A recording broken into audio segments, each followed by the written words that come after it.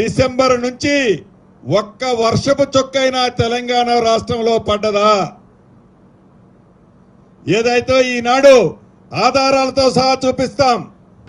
September 5వ తారీఖు నాడు ఆనాడు 3 మ్యాన్ కమిటీ ఏదైతే ఒక రిపోర్ట్ ఇచ్చింది, ఆ రిపోర్ట్లో చాలా స్పష్టంగా చెప్పింది, సుమారు 56% ఈ సంవత్సరం వర్షపాతం తక్కువగా పడ్డది రాష్ట్రంలో.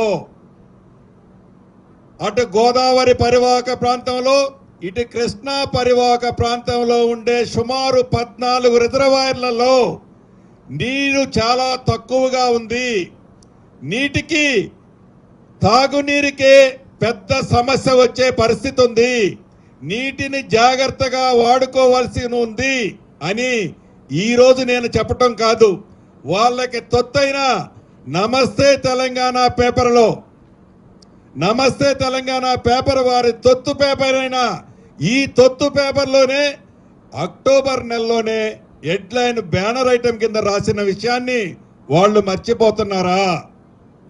అది వారి ప్రభుత్వంలో ఉన్న టైంలో రాసిన ఆర్టికల్ ఇది. ఆనాడు ఏదైతే మీరు ప్రభుత్వంలో ఉన్నప్పుడు మీ 3 మ్యాన్ కమిటీ కానీ, అదే రకంగా కేఆర్ఎంబి కమిటీ కానీ చాలా డీటెయిల్గా రిపోర్ట్లు ఇచ్చింది. ఆ రిపోర్ట్లలో ఈ సంవత్సరం నీటి ఎద్దడి ఉంది. 7వ తారీఖు నాడు, 6వ తారీఖు నాడు, 9వ తారీఖు నాడు అక్టోబర్ నెలలో 3 రిపోర్ట్లు ఇచ్చారు. చాలా స్పష్టంగా నీటి లభ్యత మీద చాలా డీటెయిల్గా ఇచ్చారు. తాగునీరు సమస్య ఉంది, సాగునీరుకి ఇబ్బంది కష్టంగా ఉంది. ఈ పరిస్థితుల్లో ఉన్న నీటిని జాగ్రత్తగా వాడవలసిన అవసరం ఉంది అని మీరు అధికారంలో ఉన్ననాడు మీ అధికారులే లెటర్లో రాశారు. దీనికి కాంగ్రెస్ పార్టీకి ఈ కరువుకి ఏ రకంగా రంకు అంటగడుతున్నారు అని ఈ వేదిక ద్వారా ఆ మాజీ మంత్రులని, ముఖ్యమంత్రిని ప్రశ్నిస్తున్నాను. మీరు అధికారంలో ఉండి, అధికారంలో ఉన్నప్పుడు మీరు ఎలగబెట్టిన గొప్పతనాలని మూలిగే నక్క మీద తాటికాయ పడ్డట్టు వీటికి జోడు అదనంగా కాళేశ్వరం ప్రాజెక్టులో ఉన్న నీళ్లు ఆ బ్యారేజీలు డ్యామేజ్ అవటం వల్ల వీటికి జోడు గోదావరి బేసిన్కి సంబంధించిన నీళ్లు కూడా మొత్తం కిందికి వదిలేసినారు మీరు. అంటే మీ ప్రభుత్వంలోనే మీరు చేసిన నిర్వాహక వల్లనే తాగునీటికే సమస్య ఉన్నది అనేది ఆనాడు అధికారులు గమనించారనేది మీరు ఎలా విస్మరించి కొత్తగా వచ్చిన ఈ కాంగ్రెస్ ప్రభుత్వం మీద, ప్రజల్లో దీవించిన ఈ ఇందిరమ్మ రాజ్యం మీద మీరు ఎలా ప్రశ్నిస్తున్నారు అని ఈనాడు ప్రశ్నిస్తున్న మాజీ మంత్రులందరినీ ఈ వేదిక ద్వారా నేను ప్రశ్నిస్తున్నాను. అంతేకాదు, ట్యాపులు తిప్పటం అంటున్నాడు ఒక మంత్రి గారు, గత మాజీ ఇరిగేషన్ శాఖ మంత్రివర్యులు. వారిని ఈ వేదిక ద్వారా ఒకటే అడుగుతున్నాను.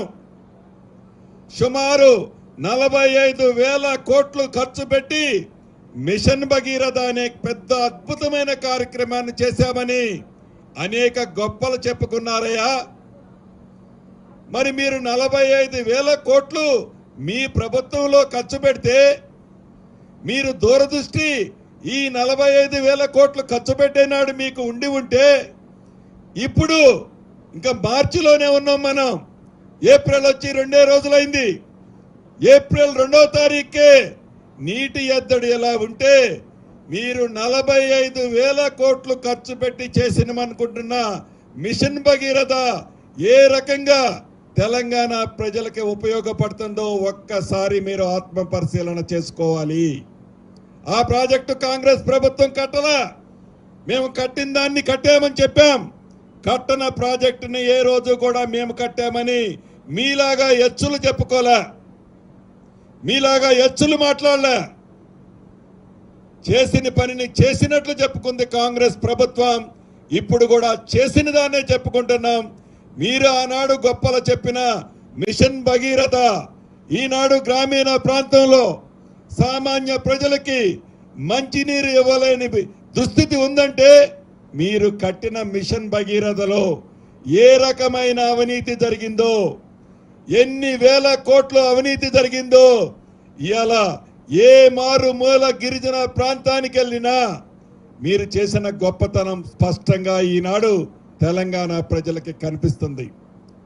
మీరు చేసిన దరిద్రాన్ని, మీరు కూడగట్టిన దరిద్రాన్ని ఈనాడు కాంగ్రెస్ ప్రభుత్వం మీద, మా నాయకుడు రేవంత్ రెడ్డి గారి మీద మీరు ఏవైతే మాట్లాడుతున్నారో ఒక్కసారి మీరు ఆత్మ పరిశీలన చేసుకోవాలి. అది మీ విజ్ఞతకే వదిలేస్తున్నామని కూడా ఈ వేదిక ద్వారా వాళ్ళని ప్రశ్నిస్తున్నాను. ఇక పంటలు ఎండుతున్నాయంటున్నారు. ఏనాడైనా మీ ముఖానికి మీరు పరిపాలించిన 10 సంవత్సరాలలో ఎండిన పంటకి 1 ఎకరానికైనా 1 రూపాయి మీరు ఇచ్చారా అని ఈ వేదిక ద్వారా గత ప్రభుత్వంలో ఉన్న పెద్దలను ప్రశ్నిస్తున్నా. అన్నమో రామచంద్ర అన్న రైతన్నని ఏ రోజైనా మీరు ఆదుకున్నారా అని ఈ వేదిక ద్వారా ప్రశ్నిస్తున్నా. ఈనాడు రైతుల పంట ఎండిందని ప్రతి జిల్లాలో, ప్రతి నియోజకవర్గంలో పెద్ద ఎత్తున ఏదో ఆర్భాటంగా మీరు చేయాలని చూస్తున్నారు. ప్రతిదీ రైతన్న గమనిస్తానే ఉన్నాడు.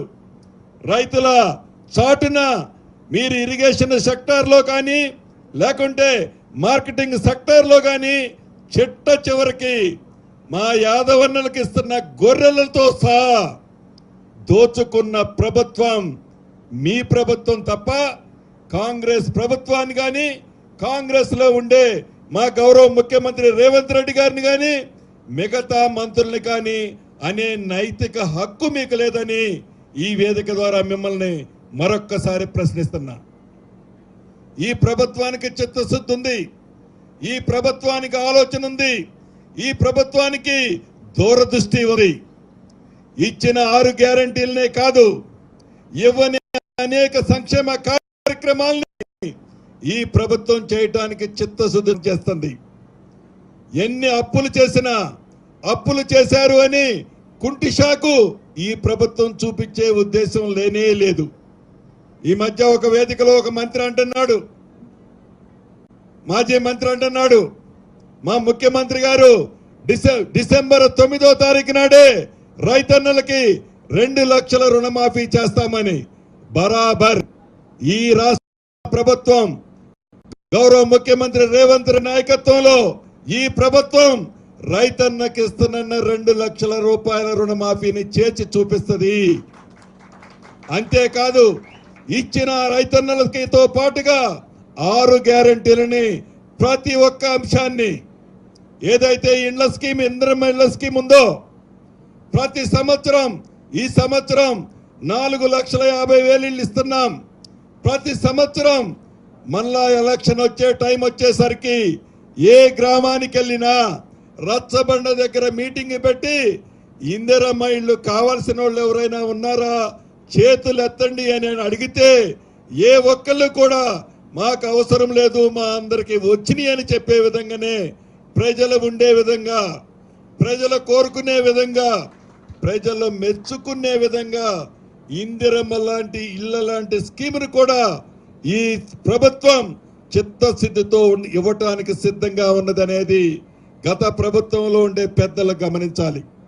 అంతేకాదు అనేక వాక్కులు చవాక్కులు, కరప్షన్కి కింగులైన వాళ్ళు, కరప్షన్కి మారు పేరైన గత పెద్దలు కరప్షన్ ఎలా చేయాలనో తెలంగాణ ప్రజలకు నేర్పిన గతంలో ఉన్న మాజీ మంత్రులు, మాజీ ముఖ్యమంత్రులు ఒక ఏళ్ళు ఈనాడు కాంగ్రెస్ పార్టీలోకి వెళ్ళి చూపిస్తున్నారు. 100 రోజులు పూర్తయింది మా ప్రభుత్వం వచ్చి. ఒక ఏళ్ళు 100 రోజుల్లో మాకెళ్ళి చూపిస్తే 4 ఏళ్ళు 10 సంవత్సరాలు మీరు ఏం చేశారో మీరే అర్థం చేసుకోండి.